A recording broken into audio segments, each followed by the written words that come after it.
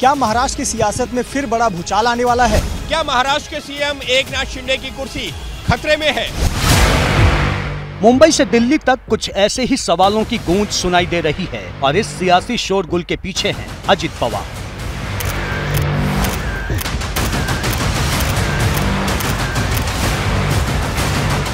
महाराष्ट्र की सियासत पर चर्चा के लिए दिल्ली में सीएम एकनाथ शिंदे और deputy CM Devendra Fadnavis BJP के आला नेताओं से मुलाकात कर रहे थे, लेकिन इस मेल मुलाकात में अजित पवार गायब थे।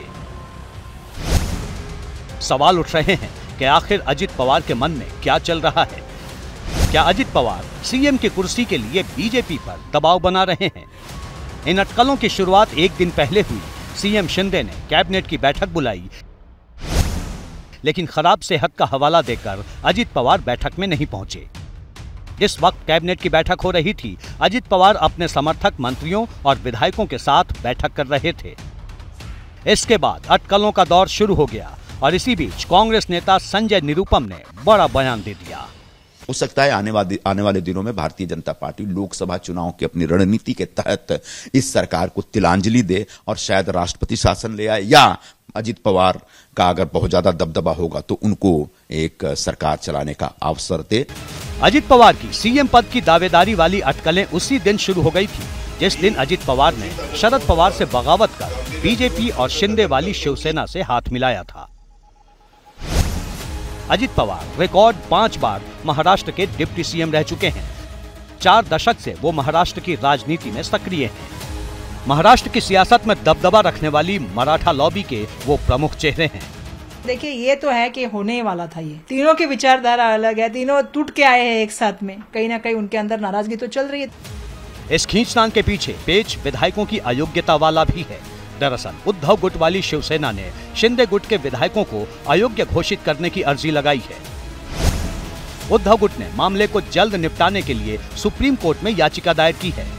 महाराष्ट्र विधानसभा अध्यक्ष ने 13 अक्टूबर से 23 नवंबर के बीच सुनवाई की तारीख तय की है। अटकलें हैं कि अजित पवार अब मौका देखकर सीएम पद की दावेदारी कर रहे हैं। महाराष्ट्र पॉलिटिकली बीमारू राज्य बीजेपी ने बना दिया, पूरे राज्य को खत्म कर दिया है। कामयाब राज्य को जिस तरह से लोगों ने बीमार और गुलाम राज्य बनाया है। इसी बीच अजित पवार की नाराजगी दूर करने के लिए शिंदे सरकार ने महाराष्ट्र में 12 गार्जियन मंत्रियों की नियुक्ति का आदेश जारी कर दिया। अजित पवार को पुणे, दिलीप वलसे पाटिल को बुल्ढाना, धनंजय मुंडे को बीड, संजय बंसोडे को परभणी, हसन मुशर्रफ को कोल्हापुर का गार्जियन मंत्री बनाया गया है। गार्जियन मंत्री बनाए जाने के मुद्दे पर अजित पवार और शिंदे गुट वाली शिवसेना में तनातनी थी। दरअसल मिशन 2024 में जुटी बीजेपी अजित पवार को नाराज नहीं करना चाहती है। महाराष्ट्र में लोकसभा की 48 सीटें हैं। उत्तर प्रदेश के बाद देश का लोकसभा सीटों के लिहाज से दूसरा सबसे बड़ा राज्य है महाराष्ट्र। महाराष्ट्र में बीजेपी ने 2019 में शिवसेना के साथ मिलकर चुनाव लड़ा था।